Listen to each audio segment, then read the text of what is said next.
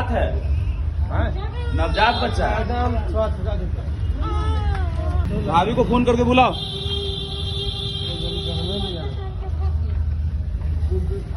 भाभी को फोन करो ना।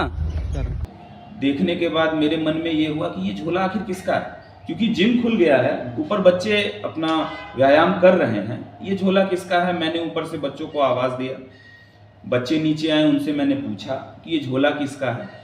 इस बातों के बीच में क्या हुआ ना, उसके बाद पुलिस को सूचना मिलते ही पुलिस मौके पे पहुंची। मौके पे पहुंचकर लाकर अपना आगे की कार्रवाई किया। CWC में बच्चे को प्रस्तुत किया गया।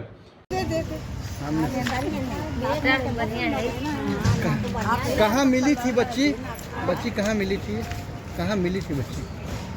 नहीं पता हमको, एक आदमी ले गए। मुझे 25 वाला राजीव नगर रोड नंबर 18 में मिली है।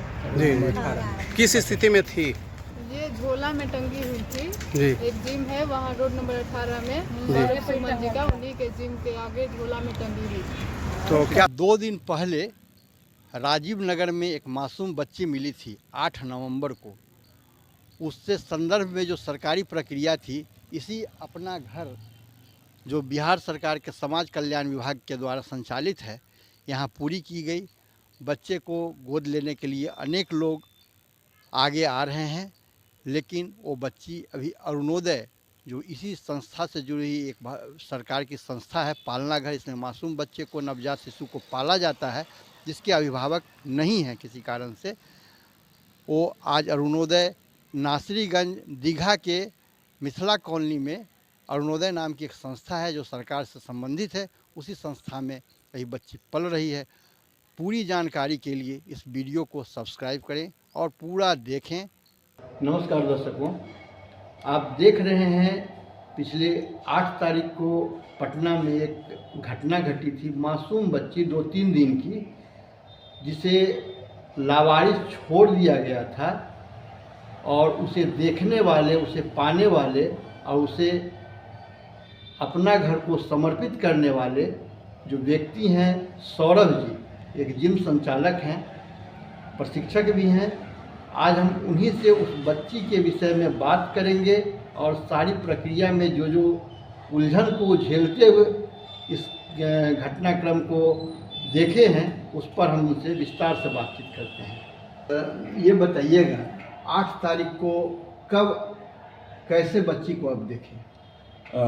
सुबह एक्चुअली क्या है कि मैं जिम जनरली जो है वो 5:30 बजे आ जाता हूँ सुबह में, लेकिन छोटी सी एक मेरे साथ घटना हो गई थी, मेरा एक्सीडेंट हो गया था, तो उसके कारण मैं 8 तारीख को सुबह जो है जिम के लिए लेट निकला घर से, और सुबह 7 बजे के करीब मैं जिम के लिए वहाँ से घर से निकला हूँ। और जब जिम पे पहुँचा तो मैंने अपने बेसमेंट के गेट में एक झोला टंगा हुआ देखा, उजला रंग का एक बोरे का झोला बना हुआ था। और उस झोले को देखने के बाद मेरे मन में ये हुआ कि ये झोला आखिर किसका है, क्योंकि जिम खुल गया है, ऊपर बच्चे अपना व्यायाम कर रहे हैं। ये झोला किसका है? मैंने ऊपर से बच्चों को आवाज़ दिया, बच्चे नीचे आए, उनसे मैंने पूछा कि ये झोला किसका है।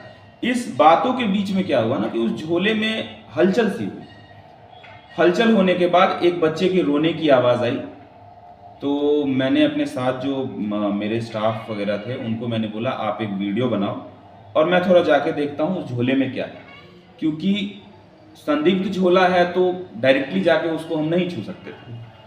वीडियो बनाते हुए मैं उस झोले के पास गया और झोले में देखा तो एक छोटी सी नन्ही सी जान थी उस झोले में। उस झोले को निकाला, उसमें बहुत सारा मच्छर वगैरह बैठा हुआ था जो उस बच्ची को पूरे रात काटा होगा, या जब भी उस बच्ची को छोड़ा गया तब से उस बच्ची को मच्छर काटा। मैंने उनको निकाला और तुरंत प्रशासन को, सबसे पहला कॉल मैंने प्रशासन को किया, थाना को। हाँ, 112 पे मैंने कॉल किया।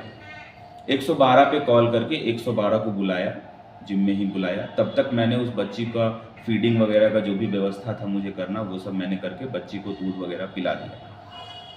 प्रशासन आई और 112 के आने के बाद उन्होंने मुझे बोला कि आप मेरे साथ राजीव नगर थाना पे चलो। तो मैं उनके साथ राजीव नगर थाना उस बच्ची को लेके गया। वहाँ पे उनको इन्फॉर्मेशन देते हुए उनका जो भी प्रोसीजर था उन्होंने किया, और मुझे वहाँ से उन्होंने बोला कि आगे क्या करना है सर। तो मैंने अपनी इच्छा जाहिर की, क्योंकि वो मासूम सी बच्ची थी, हमारा एक ममता सा जुड़ गया उससे। तो मैंने अपनी इच्छा जाहिर की कि मैं इस बच्ची को अडॉप्ट करना चाहता हूँ। वहाँ से जो आदेश मिला उसके अनुसार कि आप 11:30 बजे के करीब में अपना घर शेल्टर होम है ललित भवन के पीछे, आप वहाँ जाइए और वहाँ पे से जो प्रोसीजर है उस प्रोसीजर को फॉलो कीजिए, फिर बच्ची आप रख सकते हैं। मैंने बोला ठीक है। फिर मैं वहाँ से निकल गया और उस बच्ची को मैं घर लाने के बाद सबसे पहले जो कि प्रायोरिटी था उस बच्ची का मेडिकल चेकअप, मैं वो करवाने के लिए उस बच्ची को लेके चला गया। पाटलिपुत्रा गोलंबर पे डॉक्टर अमरेंद्र कुमार बैठते हैं, उनके पास मैंने उस बच्ची को का पूरा चेकअप करवाया। उसका जो भी 24 घंटे के अंदर जो टीका लगना था वो सारा टीकाकरण करवाया और फिर उस बच्ची को लेके मैं ललित भवन चला गया। ललित भवन के पीछे जो अपना घर है वहाँ चला गया। वहाँ जाने के बाद मुझे पता चला कि इस प्रक्रिया में आप अकेले नहीं आ सकते हैं, आपको थाना के साथ ही आना होगा। तो मैंने बोला ठीक है, तो मैं अब थाना के साथ आऊँगा। और उसके बाद वहाँ से मुझे बोला गया कि अब आप जब यहाँ आ गए हैं तो जब तक थाना आ नहीं जाती है आपको यहीं रुकना होगा।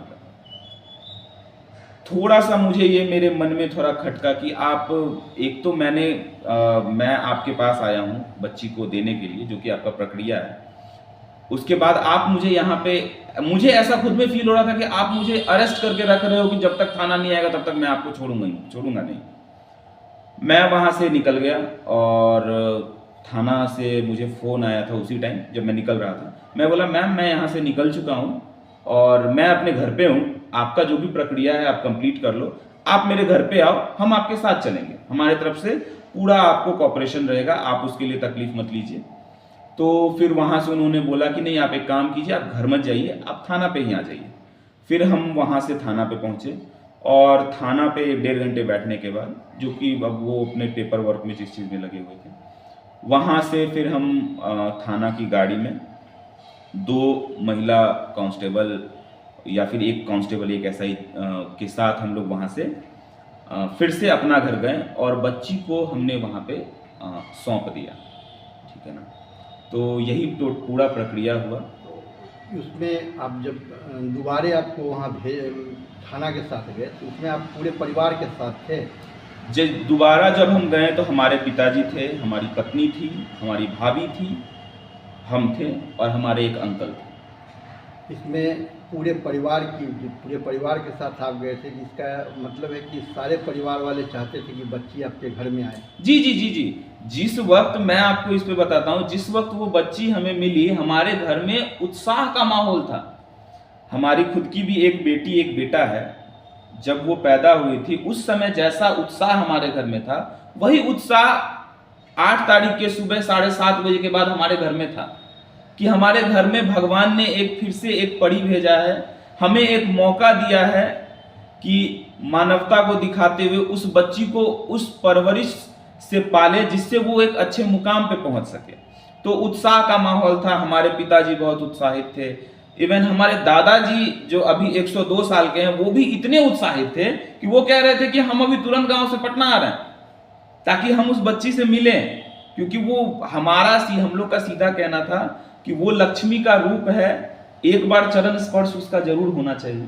और इस उत्साह के साथ ही हम लोग वहां अपना घर गए थे कि शायद हो सकता है कि बच्ची हमें मिल जाए। लेकिन मैं बहुत सम्मान करता हूं गवर्नमेंट प्रोसीजर का कि उन्होंने अगर कोई प्रोसीजर बनाया है जिसके थ्रू बच्ची आपको किसी को भी मिले या कोई भी अगर अडॉप्ट करना चाहता है, वो प्रोसीजर उनका बहुत अच्छा है, जो कि मैम ने मुझे वहाँ पे अपना घर में समझाया भी। और अगर मैं भी खुद से अप्लाई कर रहा हूँ उसमें, अगर मैं कैपेबल हूँ, उनके वेरिफिकेशन को मैं पार कर पा रहा हूँ, मैं कैपेबल हूँ, तो बच्ची मुझे मिले। और अगर मैं कैपेबल नहीं हूँ तो कहीं भी वो बच्ची जाए, बस वो बच्ची खुश रहे। एक जो अपना घर के सरकार कारा वेबसाइट सास जो है, स्पेशल एडॉप्शन अथॉरिटी है, जो उसका वेबसाइट है सास SAA, तो उसके अनुसार जो नियम है उसका कि आपको ये जानकारी देनी होगी कि आपके पास कितने संतान हैं। यदि आपको एक बेटा एक बेटी है तो फिर वो वैसे जगह देना चाहेंगे कि जहाँ संतान नहीं हो हाँ या वो बेटी सिंगल नहीं हो। हाँ हाँ तो ऐसी परिस्थिति में आपके साथ ये प्रश्न बनेगा कि आप तो ललक है कि हम बच्ची को रखें, हमारे जी। दरवाजे पर लक्ष्मी अनजाने में कदम रखी है, तो आपकी क्या प्रतिक्रिया होगी? नहीं मैं इसमें भी मैं पूर्ण रूप से सहमत हूँ। देखिए, अगर वो बच्ची सिंगल चाइल्ड बन के कहीं पलती है तो उसके ऊपर जो भी आगे की जो जिम्मेवारी उनके माता पिता जो निभाएंगे, मुझे कहीं ना कहीं ऐसा लगता है कि हो सकता है वो कहीं ना कहीं हमसे ज़्यादा बेहतर करेंगे। मैं अपना प्रलोभन और लोभ में नहीं हूँ, मैं बस बच्ची का भविष्य देखना चाहता हूँ। वो कहीं भी जाए, सिंगल चाइल्ड में क्या होता है ना कि माँ बाप का पूरा फोकस जो होता है वो एक बच्चे पे होता है, वो काफ़ी बढ़िया है, ठीक है ना। ये ममता है हमारी, चाहे आप बोलिए हमारे पूरे परिवार की, जो कि उस बच्चे के साथ जुड़ गई और हम इतना बेचैन, ठीक है ना। लेकिन अगर ये प्रोसीजर में, क्योंकि हाँ ये बात रियलिटी है कि क्योंकि मेरे पास भी एक बेटा एक बेटी है, हमारे भाई साहब के पास भी एक बेटा एक बेटी है, तो हम लोग तो संपूर्ण हैं, हम लोग मतलब हमारे घर में बच्चे हैं और हम लोग पूर्ण हो चुके हैं। वैसे भी सरकार का कहना है कि 2 बच्चे सबसे अच्छे, तो उसमें हम संपूर्ण हैं। तो अगर सरकार को लगता है कि सिंगल चाइल्ड बन के वो बच्चा पले तो मुझे कोई तकलीफ नहीं, बस थोड़ा सा हमें कांटेक्ट ऐसा मिल जाए कि कभी कभी जाके हम उस बच्ची से मिल सके, कभी बात हो सके। आपके साथ, आपके पूरे परिवार के साथ एक भावनात्मक रिश्ता 24 घंटा में 6 घंटा में बना उन लोगों के साथ। जी। तो ऐसा भी हो कि नई बच्ची आती है तो लोग अलग अलग नाम डाल देते हैं कि प्यारी है, तो ऐसा कुछ वाकया हुआ कि पत्नी आपकी, भाभी कुछ नाम बोली हो कि हमारी? मैं आपको उसका भी बताता हूँ। हमारे पिताजी जो हैं वो बोले ये हमारे घर में वर्षा बन के आई है, इसका नाम वर्षा रहेगा। अभी सुनते जाइए, मेरी बेटी का नाम भाग्यश्री है, तो उससे मिलता जुलता, क्योंकि एडॉप्शन का हम सोच रहे थे तो हमने उसका नाम रखा जयश्री। एक भाग्यश्री एक जयश्री। और आपको ये जान के भी ताज्जुब होगा कि जब वहां पे हमने उन्हें सरेंडर किया, उन्होंने बोला इस बच्ची का आपने कुछ नाम रखा है? क्योंकि आपको मिली है तो जो नाम आपने रखा है हम भी चाहेंगे कि वही नाम इस बच्ची का हो। तो मैंने उस बच्ची का नाम जयश्री ही लिखवाया। और अगर आगे का प्रोसीजर तो पता नहीं, अगर क्योंकि उन्होंने मुझे बोला कि अब से इस बच्ची का नाम जयश्री होगा, तो उसका नाम अभी के डेट में जयश्री ही रखा गया। और इस बात से मैं बहुत खुश हूं कि कम से कम कुछ नहीं तो उस बच्ची को एक नाम तो मैंने दिया कि उस बच्ची का नाम जयश्री रहेगा। अब आगे की प्रक्रिया में आप लगे हुए हैं जी। यदि आपके पास 2 संतान है, एक बेटा और एक बेटी, उसके बावजूद भी नियम के हवाले से शायद आपको नहीं मिले, तो आप क्या चाहेंगे? देखिए, नियम के हवाले से मुझे अगर बच्ची नहीं मिलती है तो मैं यही चाहूँगा कि वो बच्ची जहाँ भी जाए उसका भविष्य उज्जवल हो, जिनके हाथों में जाए वो उस बच्ची को इतना प्यार दे कि जो कष्ट से वो अभी गुजरी है आगे जाके अगर उसको पता भी चले, क्योंकि ये चीज़ तो आजकल तो सोशल मीडिया का ज़माना है, चीज़ें आज से 20 साल बाद 10 साल बाद भी जिंदा रहेगी। अगर उस बच्ची को पता भी चले तो उसके मन में ये ना आए कि किसी ने मुझे छोड़ दिया, उसके मन में ये आए कि अगर किसी ने मुझे छोड़ा तो मुझे एक ऐसा परिवार मिला है जो परिवार मुझे शायद उस परिवार से ज़्यादा अच्छे से रखता है। अब जैसे कि मान लीजिए किसी के पास वो बच्ची चली जाती है जी, या एडॉप्शन होम में पालना घर में ही रहती है, बच्ची सयानी होगी, पढ़ाई लिखाई विवाह बहुत सारा उसके जीवन की प्रक्रिया चलेगी। जी जी जी जी। तो आपकी कभी ये इच्छा बनती है कि हम बच्ची के लिए कुछ जीवन में करें, चाहे शादी में मदद करें या पढ़ाई में मदद करें? बिल्कुल, क्यों नहीं। मैं तो अभी थोड़ी देर पहले आपको ये बात बताया ना कि बस उस बच्ची को जहां भी जाए उस बच्ची का इंफॉर्मेशन मुझे मिल जाए ताकि मैं उस बच्ची से मिलता रहूं। हमारे तरफ से जो भी उसमें हो सकेगा उसके लिए हम, हमारी पत्नी, हमारा पूरा परिवार वहां खड़े हैं, उनके साथ हैं, ठीक है ना। जिनके पास भी रहे थोड़ा सा मौका हमें भी दे कि हम उस बच्ची से मिल सके, थोड़ा बात कर सके, क्योंकि एक अलग सा रिश्ता जुड़ा है उस बच्ची से। और मैं उसको शब्दों में आपसे बयान नहीं कर पा रहा हूँ कि मैं उस बच्ची के लिए कितना ज़्यादा अंदर से इमोशनल हूँ। क्या मुझे महसूस हो रहा है उस बच्ची के लिए जब वो मेरे हाथ में आई। उस समय का जो दृश्य है वो अभी इस वक्त बात करते समय मेरे आंखों में चल रहा है, मेरे मस्तिष्क के किसी कोने में वो घूम रहा है। तो मैं तो ज़रूर चाहूँगा कि बस उस बच्ची का इन्फॉर्मेशन मुझे मिले। अगर ये चीज़ संभव है तो, ज़बरदस्ती कोई नहीं, संभव है कि अगर आप कहीं बच्ची देते हैं तो उसका इन्फॉर्मेशन अगर आप सामने वाले से साझा कर सकते हैं तो कृपा करके हमसे ज़रूर शेयर करें, ताकि उस बच्ची से हम हमेशा मुलाकात कर सकें। अगर उसको किसी तरह का कोई तकलीफ़ हो तो हम अपना योगदान दे सकें, और कुछ नहीं सर। ये सर जो बच्ची 8 तारीख को नवजात मिली है, उस संदर्भ में जो सूचना मिली, आप लोगों ने क्या प्रक्रिया अपनाई?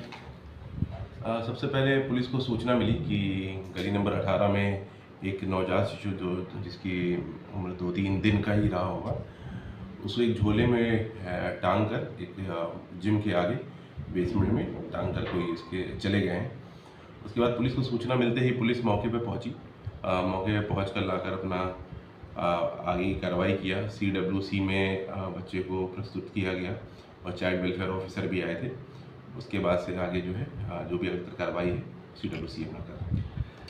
वो जिन्हें प्राप्त हुआ बच्चा, वो चाहते हैं कि हम लें, जबकि उनकी एक लड़के एक लड़की हैं, तो इस प्रक्रिया में आप लोग से कोई सहयोग मिलेगा क्या? इसकी आगे कार्रवाई जो है हमारे द्वारा नहीं किया जाएगा। इसमें पुलिस को कोई पावर नहीं है बच्चे को हैंड ओवर करने का। हमें उसको CWC में आगे अग्रतर कार्रवाई करते हुए भेज देना होता है। उसके बाद CWC और हो सकता है DM सर के माध्यम से जो भी बच्चे का अडॉप्शन होगा वो उनके माध्यम से होगा। जैसे कि बच्ची जो मासूम है, इसकी प्रक्रिया जो चलेगी, इसमें एक साफ वेबसाइट है आप लोगों का, स्पेशल एडॉप्शन अथॉरिटी, तो उसमें अप्लाई करना पड़ता है और उसमें अप्लाई करने के बाद लोग सिलेक्शन करते हैं। लेकिन इसमें पुलिस की कोई ऐसी भूमिका नहीं है, ये एडमिनिस्ट्रेशन के माध्यम से ही होगा, हमारे माध्यम से ये नहीं होगा। नहीं होगा।